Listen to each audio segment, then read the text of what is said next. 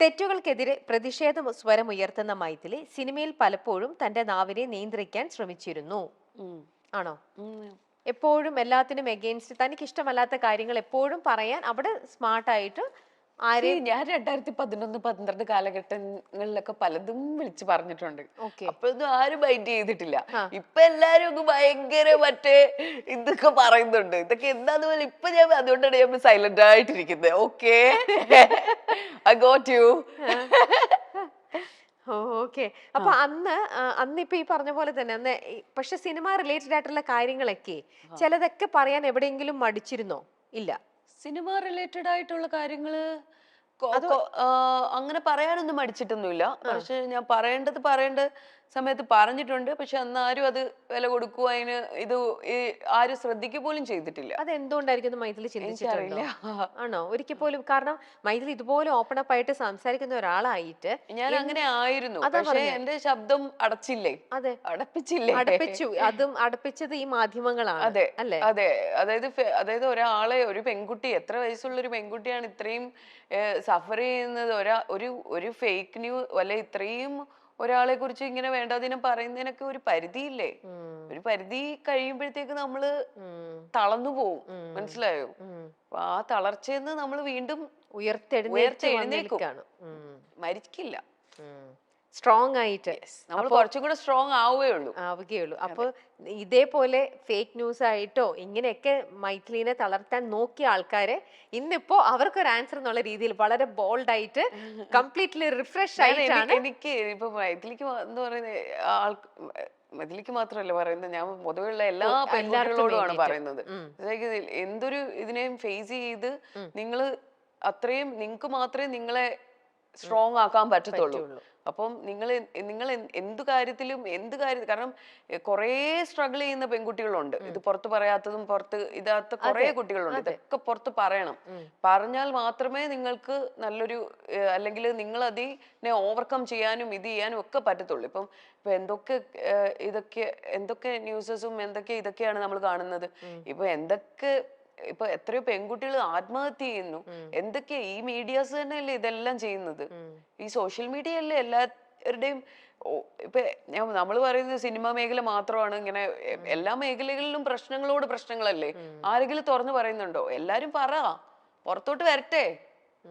അതെ, എല്ലാ മേഖലകളിലും ഉള്ളവര് പറയണം. അതായത് സിനിമ മേഖല എന്ന് പറയുമ്പോ ഓക്കെ, സിനിമ കുറച്ചും കൂടെ ഒരു കളർഫുൾ ഒരു സാധനമാണ്, ഗ്ലാമർ ലോകമാണ്. അപ്പൊ സിനിമയിൽ മാത്രമാണോ?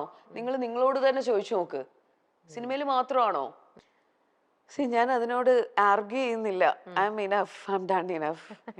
I don't want more. Repeat ചെയ്യണ്ട. I'm having a good family. I'm having a beautiful son. So it's enough for me.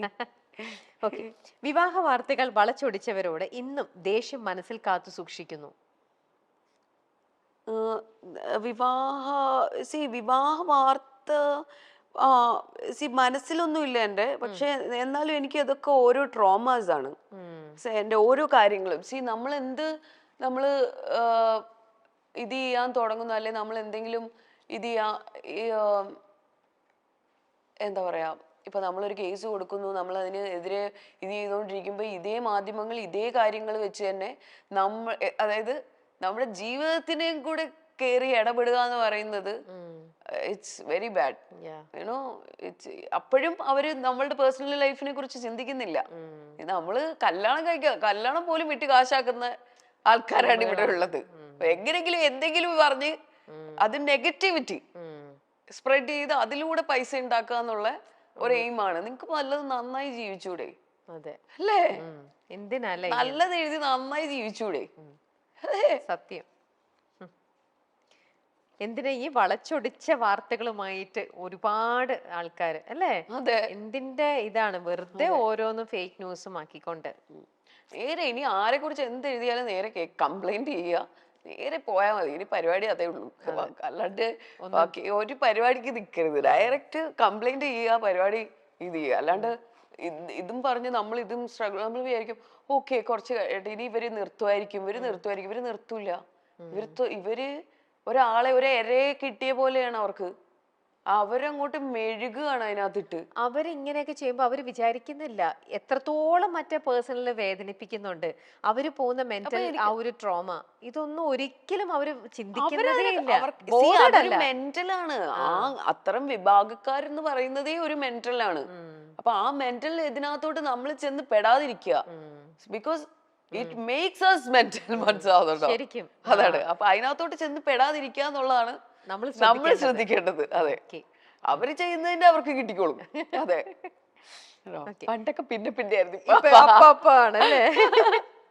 സിനിമയിൽ നിന്ന് മാറ്റി നിർത്തലുകൾ ഉണ്ടായിന്ന് വിശ്വസിക്കുന്നുണ്ടോ?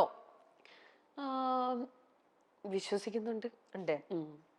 മാറ്റി നിർത്തലുകൾ ഉണ്ടായിട്ടുണ്ടാവാം. കാരണം അതുകൊണ്ടല്ലേ ഈ ചാൻസസ് ഒക്കെ നമുക്ക് അങ്ങോട്ടും ഇങ്ങോട്ടും ഒക്കെ മാറി പോകുന്നത്. പിന്നെ അതൊക്കെ നമുക്ക് ഒരിക്കലും ക്ലെയിം ചെയ്യാൻ പറ്റൂല. ചിലപ്പം ഞാൻ പറഞ്ഞില്ലേ, ഒരു സ്ക്രിപ്റ്റ് ഇപ്പൊ ഞാൻ പറഞ്ഞില്ലേ, ഒരു വിഭാഗം ആൾക്കാർക്കോ അവർ ആ പടത്തിൽ വേണ്ട, അവർ ഈ പടത്തിൽ വേണ്ട എന്ന് തീരുമാനിച്ചതാണ് അവരൊരു സർക്കിള്. പിന്നെ ഒരു വിഭാഗം ആൾക്കാരെന്ന് പറയുന്നത് ചിലപ്പം ആ സ്ക്രിപ്റ്റില് നമ്മൾക്ക് ഒരു ക്യാരക്ടർ ഉണ്ടാവില്ല. അത് അവരുടെ കുറ്റമോ നമ്മുടെ കുറ്റമോ അല്ല. അവര് എഴുതി വരുന്ന സ്ക്രിപ്റ്റിനകത്ത് ആ ക്യാരക്ടർ നമ്മൾ ആപ്റ്റ് ആവൂല. അപ്പൊ അവർക്ക് ഒരിക്കലും നമ്മളെ ഇത് ചെയ്യാൻ പറ്റൂല. അത് അവരെ കുറ്റപ്പെടുത്തിയിട്ടോ നമ്മൾ ഇത് ചെയ്തിട്ടോ കാര്യമില്ല. അപ്പം അങ്ങനത്തെ ഒരു മനഃപൂർവ്വമായിട്ട് നമ്മളെ മാറ്റുന്നതും ഉണ്ടാവും.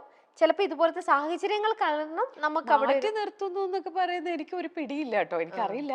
പക്ഷെ നമ്മള് എന്തൊക്കെ ഇപ്പൊ എത്രയോ സ്ത്രീകൾക്ക് വേണ്ടി പ്രവർത്തിക്കുന്നവരും പുരുഷന്മാർക്ക് വേണ്ടി പ്രവർത്തിക്കുന്നവരും എല്ലാരും ഉണ്ട്. എന്നാ ഒരാള് വിചാരിച്ചാൽ നമുക്ക് ഏതെങ്കിലും ഒരു സ്ത്രീക്ക് ഒരു ഇത് പറ്റിക്കഴിഞ്ഞു, എന്തെങ്കിലും അല്ലെ ബുദ്ധിമുട്ട് ഉണ്ടായി, അവരെ ഒന്ന് കൈപിടിച്ച് തിരിച്ച് കൊണ്ടുവരാം എന്നാരും ചിന്തിക്കുന്നില്ലല്ലോ. എന്നാരും ചിന്തിക്കുന്നില്ലല്ലോ. ആരും യു ഹെൽപ്പ് ഈച്ച് അതേഴ്സ്. നിങ്ങളെ തന്നെ സംരക്ഷിക്കുവോ? ഇല്ലല്ലോ. നിങ്ങൾ തമ്മില് ഇല്ല, എനിക്ക് തോന്നുന്നില്ല. അല്ലേ? What do you think? അതെ, കറക്റ്റ് ആണ്. എല്ലാരും ഇങ്ങനെ സപ്രസ് ചെയ്യാൻ എല്ലാവർക്കും ഭയങ്കര സന്തോഷാണ്. കൈ പിടിച്ച് അതെ, ഓക്കെ നാളെ നീ വാ, നീ കേറി വാ എന്ന് പറയുന്ന ആരെങ്കിലും ഉണ്ടോ? ഈ സ്ത്രീ സമൂഹത്തിലുണ്ടോ? സ്ത്രീകളിലുണ്ടോ? പുരുഷന്മാരിലുണ്ടോ? അത് നമ്മൾ ഒറ്റയ്ക്ക് വരണം. ഫേമസ് അവാർഡ് ഷോയ്ക്ക് അപ്പൊ ഞാൻ ആ സമയത്ത് പ്രഗ്നന്റ് ആണ്. അപ്പൊ അതിന് മുന്നിലത്തെ ഫസ്റ്റ് ഡേ എന്തോ എവിടെയാ ക്രൗണിലോ എന്തോ അതിന്റെ ഒരു ഇതുണ്ട്. അപ്പൊ അതിന് വരുവാണെന്നുണ്ടെങ്കിൽ ബാക്കി പിറ്റേന്ന് മറ്റേ ഇത് വരിക. അപ്പൊ ഞാൻ പറഞ്ഞു, ഞാൻ എന്തായാലും ക്രൗണിൽ വരാൻ പറ്റൂല, ഞാൻ ഡയറക്റ്റ് അവാർഡിന് വന്നോളാം എന്ന് പറഞ്ഞു. അത് കഴിഞ്ഞിട്ട് പുള്ളി എന്നെ വിളിച്ചില്ല. അപ്പൊ ഞാൻ ചോദിച്ചു, അപ്പൊ ഇതൊക്കെ കഴിഞ്ഞിട്ട് പുള്ളി എന്നെ വിളിച്ചു. അപ്പൊ ഞാൻ ചോദിച്ചു, നിങ്ങൾ എന്തിനാണ് എന്നെ വിളിക്കുന്നത്? അപ്പൊ പറഞ്ഞു ഇതുപോലെ. അത് ഞാൻ പറഞ്ഞു, നിങ്ങൾ ഇവിടുന്ന് ഞാൻ കണ്ടു, ഞാൻ ആർട്ടിസ്റ്റിനെയൊക്കെ ഇവിടുന്ന് കണ്ടു, ഇവിടെ രണ്ടു. അപ്പോൾ എൻ്റെ അടുത്ത് പുള്ളി പറഞ്ഞ ഒരു ഡയലോഗുണ്ട്. പുള്ളി പറഞ്ഞത്, സോഷ്യൽ മീഡിയയിൽ ഇത്ര ഫോളോവേഴ്സ് ഉള്ളവരെയാണ് അവിടുന്ന് അവാർഡ്സിന് വിളിക്കുന്നതെന്ന്. അപ്പൊ ഞാൻ ചോദിച്ചു, അതെയോ? ഓക്കെ. ഞാൻ പറഞ്ഞു, നാണോ ഇല്ലല്ലോ തനിക്ക്? ഇത് പറയാനുള്ള നാണം ഉണ്ടോ? ഒന്ന് ആലോചിച്ച് നോക്ക്. സോഷ്യൽ മീഡിയയില് ഞാൻ ഇവിടെ 1 or 2 മൂവി ചെയ്തിട്ടുള്ള കുട്ടികളാണ് ഇതിൽ പോയിട്ട് ഇതിലപ്പോ ഇത്രയോ കാലിബർ ഉള്ള, എത്രയോ ടാലന്റഡ് ആയിട്ടുള്ള ആർട്ടിസ്റ്റുകളുണ്ട്. അപ്പൊ ആ സോഷ്യൽ മീഡിയയിൽ എത്ര ഫോളോവേഴ്സ് അനുസരിച്ചിട്ടാണ് ഇവിടെ ചാൻസസ് എന്നിപ്പോ. അതായത് അതനുസരിച്ചിട്ടാണ് ഓരോരുത്തർക്ക് ചാൻസസ് വരുന്നതെന്ന്. ഹിന്ദിയിലും തമിഴിലും മലയാളത്തിലും എത്ര ഫോളോവേഴ്സ് ഉണ്ടോ അതിനനുസരിച്ചിട്ടാണ് ചാൻസസ് വരുന്നതെന്ന്. ഞാൻ എന്ത് മണ്ടത്തരമാണ് ഇയാൾ ഈ പറയുന്നത്? അല്ലേ, നിങ്ങക്ക് തോന്നുന്നില്ലേ? നിങ്ങക്ക് കേട്ടിട്ട് എന്താ തോന്നുന്നത്? ഞാൻ അനുഭവിച്ചൊരു കാര്യമാണ്. ഒരു അവാർഡ് നൈറ്റിന് എന്താ ഇത് ചെയ്താത്തേന്ന് ചോദിച്ചതിനുള്ള മറുപടിയാണ്. നിങ്ങൾ പിന്നെന്താ എന്നെ വിളിക്കാഞ്ഞത്? നിങ്ങൾ വിളിച്ചില്ലല്ലോ, നിങ്ങൾ ഇതിന് വിളിച്ചിട്ട് ഇത് ചെയ്യാന്നല്ലേ പറഞ്ഞത് എന്ന് ചോദിച്ചപ്പോൾ പറഞ്ഞു, അത് മറ്റേ ഇതാ കാര്യമെന്ന്. മേലെ എന്നെ വിളിച്ചു പോയേക്കരുത് പറഞ്ഞു ഒരു കാര്യത്തിനും. എന്താ അല്ലേ, എത്രയോ ടാലന്റഡ് ആയിട്ടുള്ള ആർട്ടിസ്റ്റുകളുണ്ട്. ഈ സോഷ്യൽ മീഡിയയിലെ ഫോളോവേഴ്സിനെ പൈസ കൊടുത്ത് വാങ്ങിക്കാം. എത്രയോ പേര് പൈസ കൊടുത്ത് വാങ്ങിച്ചിട്ടിട്ടുണ്ട്. ഞാനൊന്നും പൈസ കൊടുത്തല്ല വാങ്ങിച്ചിട്ടുള്ള കേട്ടോ. എനിക്ക് ജെന്യൂൻ ആയിട്ടുള്ള കുറച്ച് ഫോളോവേഴ്സേ ഉള്ളൂ, പക്ഷെ ജെന്യൂൻ ആയിട്ടുള്ള ആൾക്കാരാണ് കേട്ടോ. ഞാൻ ഇത്ര ആക്റ്റീവ് ആയിട്ടുള്ള ഒരാളല്ല, പക്ഷെ മനസ്സിലാവുന്നുണ്ടോ? അപ്പൊ അങ്ങനത്തെ ഒരു എക്സ്പീരിയൻസ് ആണ് എനിക്ക് ഇങ്ങനത്തെ ഒരു സാധനത്തിൽ നിന്ന് കിട്ടിയത്.